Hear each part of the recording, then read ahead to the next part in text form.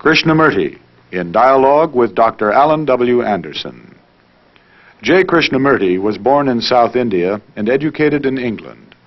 For the past 40 years, he has been speaking in the United States, Europe, India, Australia, and other parts of the world. From the outset of his life's work, he repudiated all connections with organized religions and ideologies and said that his only concern was to set men absolutely, unconditionally free. He is the author of many books, among them The Awakening of Intelligence, The Urgency of Change, Freedom from the Known, and The Flight of the Eagle. This is one of a series of dialogues between Krishnamurti and Dr. Alan W. Anderson, who is professor of religious studies at San Diego State University, where he teaches Indian and Chinese scriptures and the oracular tradition. Dr. Anderson, a published poet, received his degree from Columbia University and the Union Theological Seminary. He has been honored with a Distinguished Teaching Award from the California State Universities. Mr. Krishnamurti, in our series of conversations, we've reached, it seems to me, an especially critical place. In our last discussion together, we touched on the question of authority, not only in relation to what is out there that we project and what is out there that faces us, literally, but also the question at the deeper level of my relationship within, and the point where in the inquiry, in going deeply into myself, in self-examination, there is a point of boggling. One boggles, one is faced, and one is hesitant and trembles. It is a real fear and trembling that yes. occurs at the brink of that inquiry. And I think you were, at the conclusion of our former conversation, moving toward a discussion of that in terms of its role in the religious life. That's right. Yes.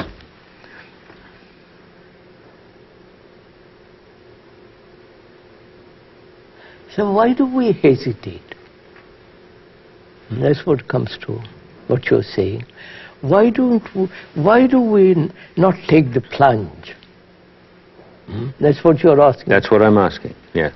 Why is it always coming to the brink and withdrawing, running away? Why don't we see the thing as is and act? Is it part of our education that has cultivated function, enormous function? We give tremendous importance to function. As an engineer, as a professor, as a doctor, and so on, so on, functioning in a particular technique.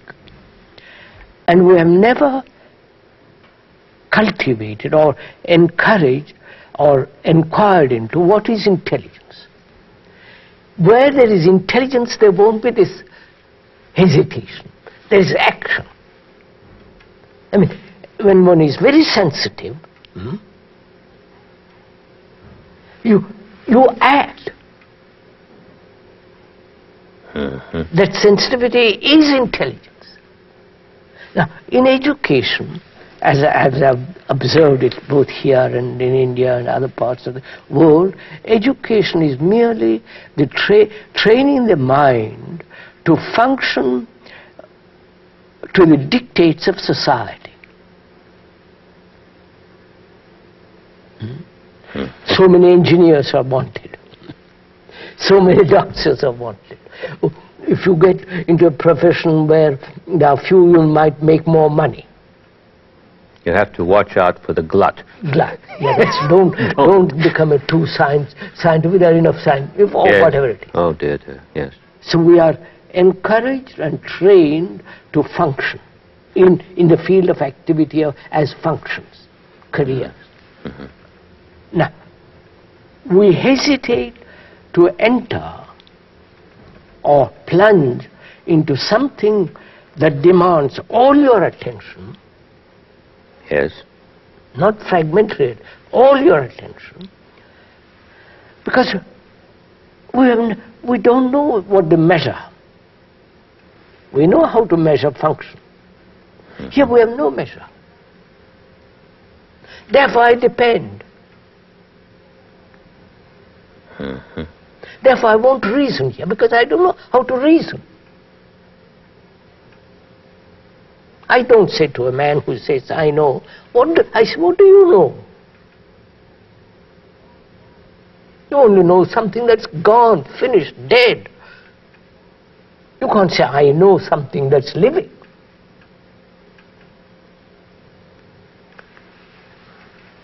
And so gradually, as I see it,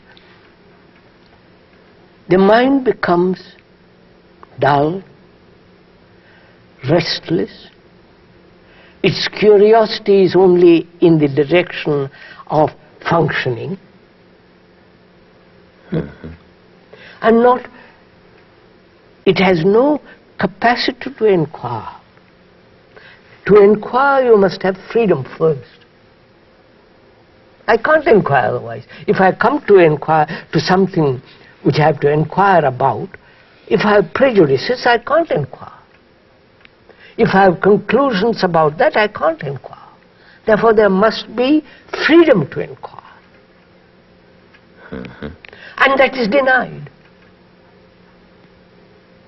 But I've laid, society and culture laid tremendous importance on function. And function has its own status. Oh, yes, yes. It's exalted ultimately into process. Yeah, into a status. Right. So status matters much more than function. And so I live in that field, live in that structure, and if I want to inquire into religion, what is God, what is immortality, what is beauty, I can't do it. I depend on an authority. And so I have no basis for reasoning. You follow, sir? In this vast field of religion. So, it is partly the fault of our education, partly our incapacity to look at anything objectively. Our incapacity to look at a tree without all the rigmarole, knowledge, screen, blocks that prevents me from looking at the tree. I never look at my wife, if I have a wife or a girl, whatever. I never look. I look at her or him through the image I have about her, him or her. So the image is the dead thing. So I never look at a living thing.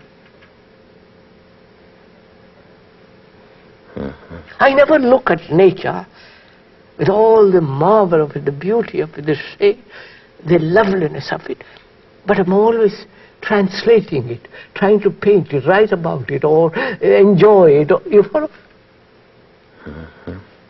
So, from that arises the question, why do human beings accept authority, obey? Is it because